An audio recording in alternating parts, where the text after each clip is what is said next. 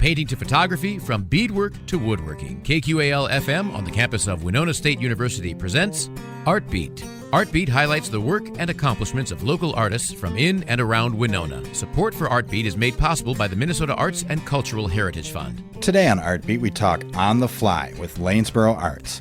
On the Fly is the latest exhibit at the Lanesboro Art Gallery and is inspired by a popular local pastime, fly fishing. Root River Rod Company teamed up with Lanesboro Arts to put together this mixed media exhibit. 7 different regional artists are featured in the exhibit, with work ranging from sculpture to painting, and even features bamboo rods by Root River Rod Company. I spoke with gallery director Robbie Brokken and Steve Sobieniak from Root River Rod Company. I'm Bill Stoneberg, asking you to stick around for On the Fly on today's Artbeat. I'm here with Robbie Brokken, who is the gallery director for Lanesboro Arts, and also Steve Sobieniak, who is the owner of Root River Rod Company. Thanks for joining us today, guys. We're delighted to be here. Yeah, thank you. Sure. Well, we're here today to talk about the art exhibit at Lanesboro Arts Gallery, which is called On the Fly. It opened June 13th and runs through August 16th at Lanesboro Arts Gallery. It is free to the public. For more information, you can go to lanesboroarts.org. Robbie, I just kind of have some general questions for you about the gallery. You know, since we have the Stay Safe Minnesota order and with social distancing, what kind of experience can we expect at the gallery? Will masks be available? Should we bring our own? What should people expect and consider? Well, our staff and the public safety is our very, very first priority. We are going to be allowing 6 people at a time into the gallery.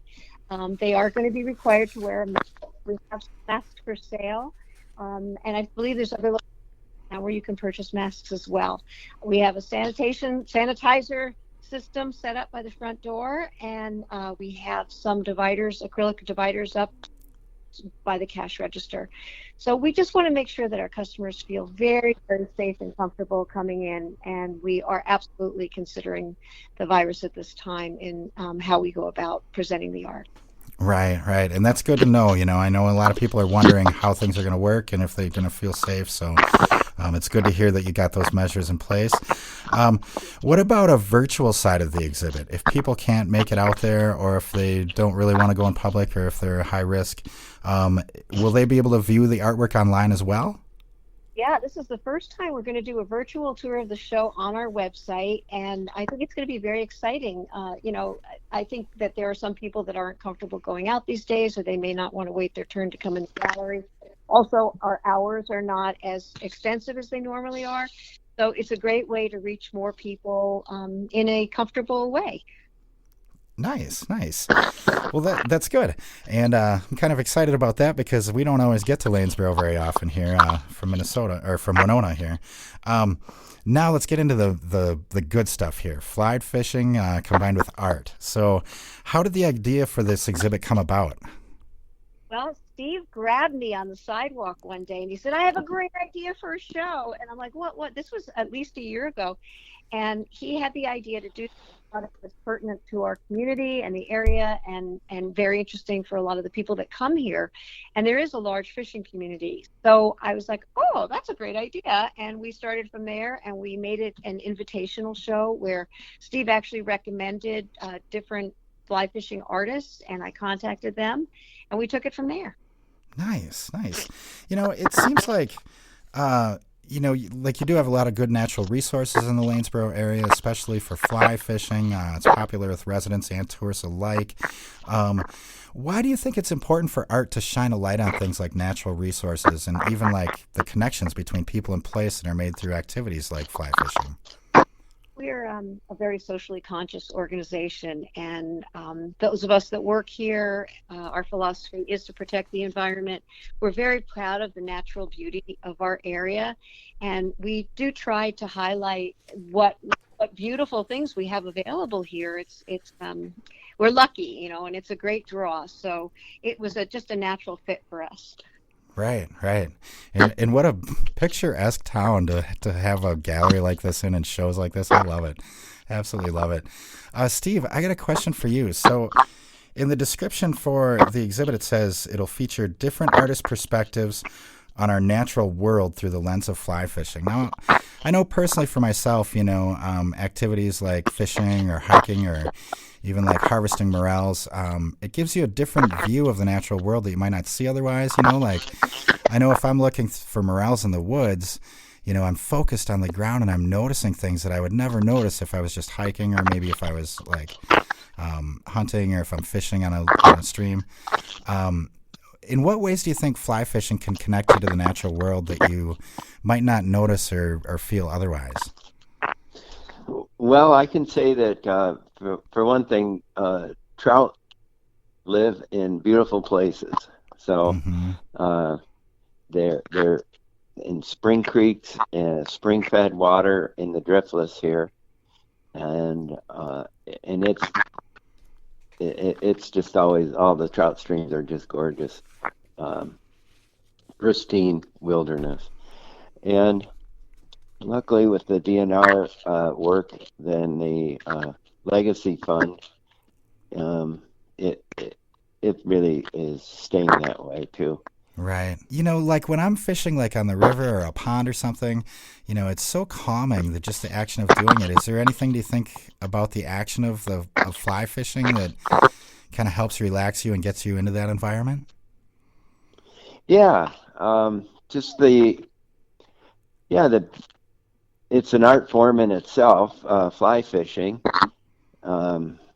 People that tie their own flies and come up with their own patterns. Just being out in nature. Yeah. Right. Good. Right. And then, I love fishing, but like I said, I don't have a lot of, I have zero experience fly fishing. But I've always, I love my fishing rods, but I look at them as tools. But when I was looking at the website for Root River Rod Company, I'm looking at your bamboo rods and they look like pieces of art, They're just gorgeous. And like, I know that there was a quote from you on here that says it has a whole different feel to it, that it's slower. What is it about a bamboo rod like that makes it so special? Well, for one thing, they're handcrafted. There's no two alike. They can be similar, but they're all individual. And people that fish bamboo, they kind of find this zen or become one with their bamboo rods because they are, so the action on them and is just so unique. Here in the show, in the exhibition that Steve made, it's beautiful. Cool. I can't wait to see it. So Robbie, this is a mixed media show, We're going to have, rods by Steve. There's painting. I believe there's some sculpture in it as well. What other kinds of mediums are we going to see in this exhibit?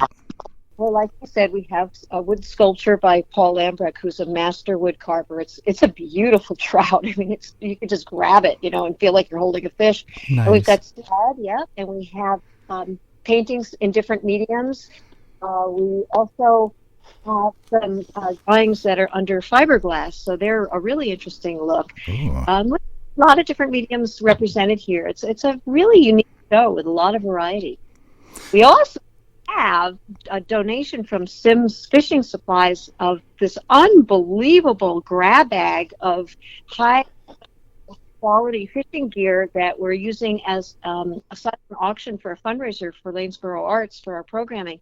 And it's got an incredible gear bag and a pole bag and hats and sunscreen protectors for your arms. And I mean, it's just this wonderful thing. So if you come to the show or you want to call in and make a bid, please do. It's probably more than $1,000 worth of merchandise. Plus, there's this exquisite handmade, beautiful net that was donated as well, and that's part of the auction item that goes along with it. It's quite the deal. Wow. Do you have to be present at the? Do you have to go to the exhibit physically to register for that and participate in the auction, or can you do that online? Absolutely not. You can give us a call at 507-467-2446, extension 2. Tell them that you want to put in a bid in the silent auction, and we can fill the form out for you. And if you win, we'll contact you after the show ends in August. Okay, fantastic. Yeah, because I did notice that too, and that's kind of exciting. I like that. There's a lot of really neat stuff involved in that. That's it's really a great batch of good. Right. And can you tell us again who donated that stuff? It was Sims. Steve, maybe you want to elaborate on what they do and who they are? Oh, Sims is probably the biggest name in fly fishing apparel and waders. Okay. It's a company out of Bozeman, Montana, and they do it's real high quality stuff designed for outdoors and fly fishing. Nice, nice. That makes sense that they're in Bozeman. I know someone who moved to Bozeman because of the fishing out there. Hmm. Interesting. Steve, how did you initially get into building bamboo fly rods? Well, my dad years ago had some friends that were bamboo rod enthusiasts, and he started restoring old rods.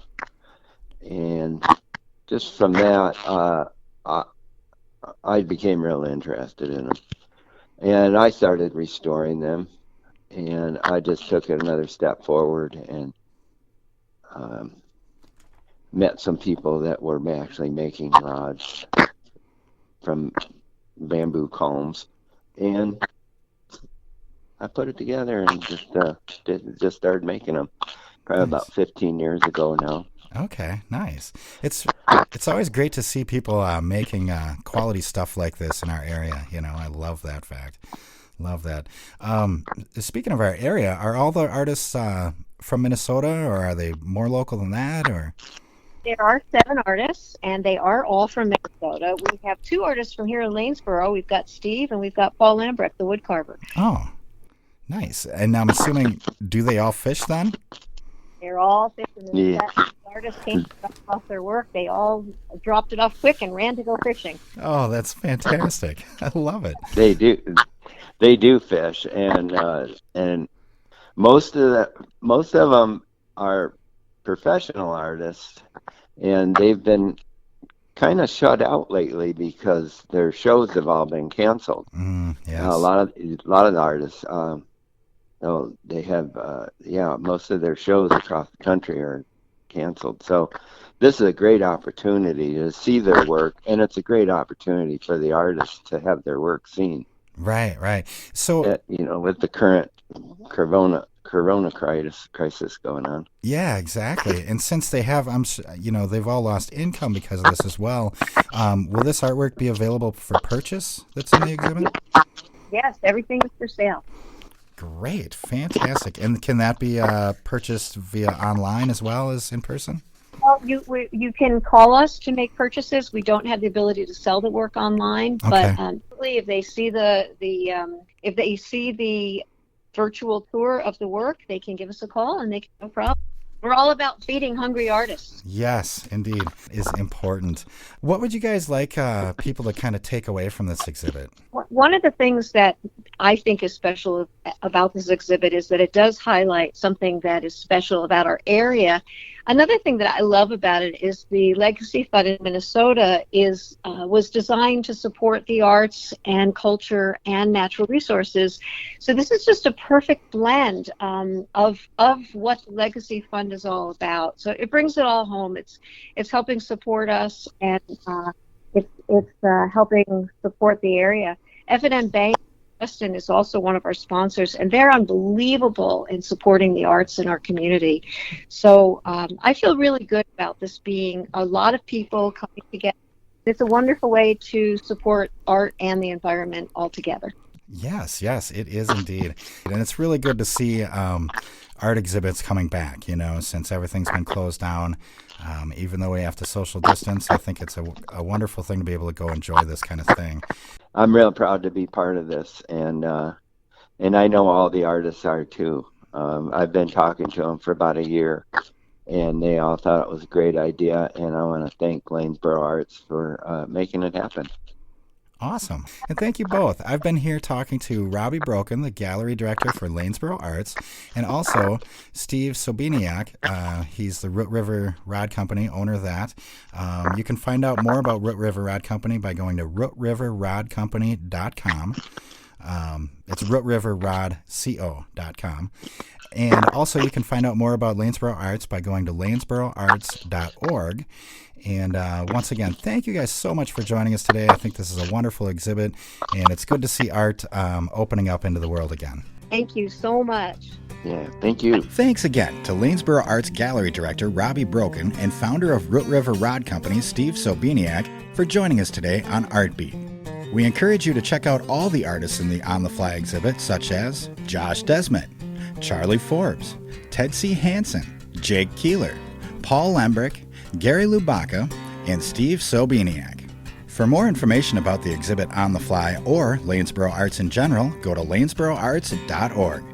Please check the website or call for hours as they may vary. For more conversations on art, tune into Artbeat, Tuesdays at 12:30 right here on 89.5 KQAL.